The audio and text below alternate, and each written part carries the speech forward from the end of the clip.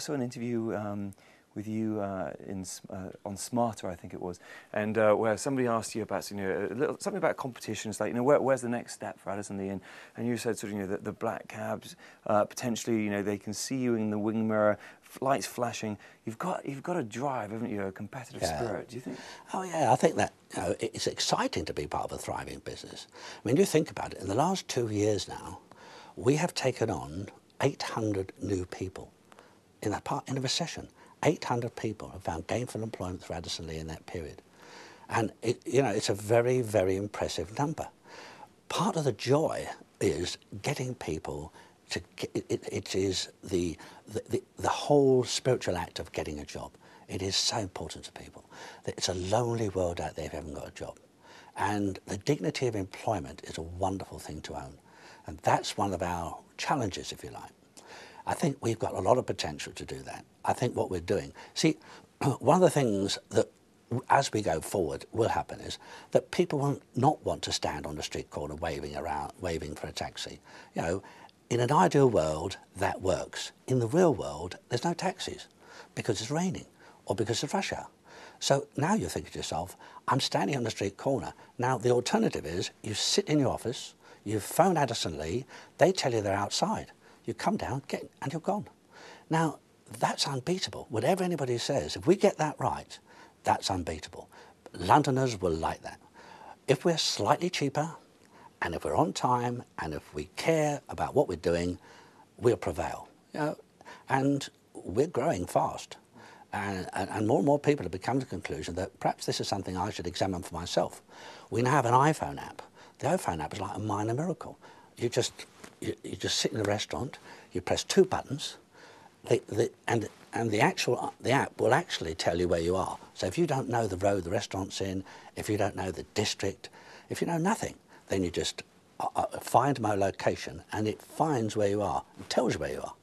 So you just press, okay, that's where I am, pick me up there and take me to where I want to go, which is your choice. But if you've already been to that place you're going to, that would be amongst the list of options that you'll have in front of you. You'll just press a button. So within about 20 seconds, you've made a booking. Now, when you consider the alternative is to stand on a street corner in the rain and pray, right, that is not going to happen.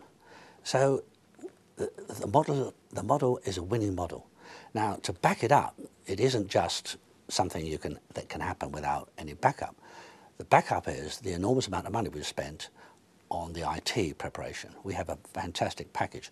We've got 15 programmers working full-time for Addison Lee in Russia in a place called Samara. Samara is where the Sputniks and all the space initiatives that Russia had started from. It's a very, very IT town. So we have another 8 people in London coordinating with them. So the Russians come over, they do a lot of the media work, if you like. But in any given day, there's 23 people who sit down writing programs to improve the efficiency of Addison Lee. So it's a big number, it's millions.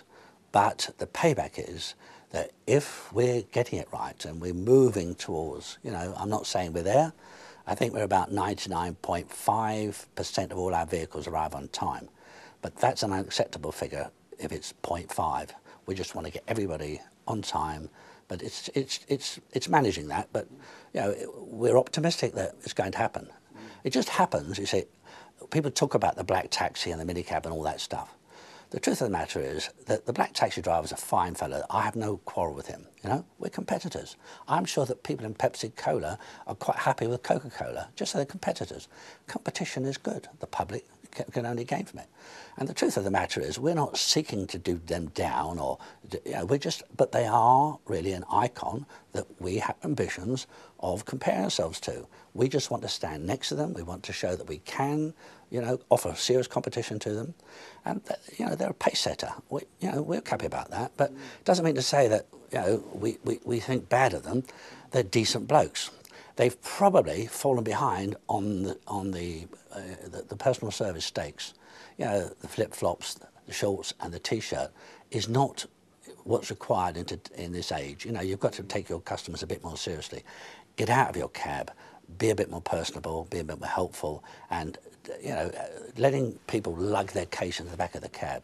If you spot all that, you think that is not taking us seriously. That's disrespectful to what we're doing. And if they want to ignore us, as you pointed out earlier, we're in their wing mirror and we're flashing because we might be overtaking them soon. But that's it helps. It helps to have a target. Yeah. If you understand. Yeah, it does. Yeah, of course it does. Yeah. Like a football team or something in the cup. Yeah.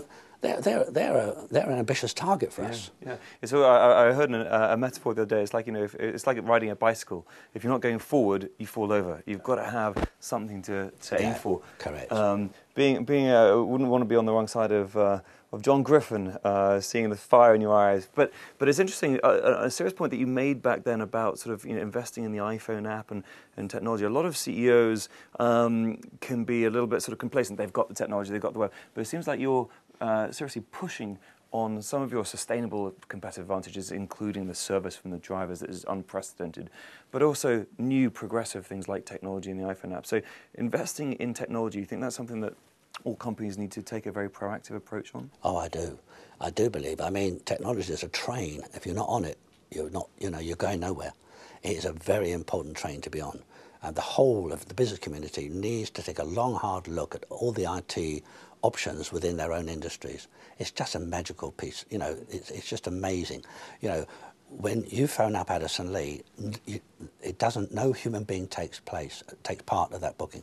All that happens is it goes to the computer finds the driver, gives the information to the driver, sends it to the account customer, sends it to the driver's account, it then puts into the sat-nav, gives the directions to the driver where to go from this point to pick the passenger up. And when he gets there, he presses another button and it shows them where to go with the passenger. Right? Now, it doesn't mean to say that that's a Bible, but it's a great help. We do encourage the drivers that we have a knowledge school. We want to improve their knowledge. We don't want to be dependent on the sat-nav.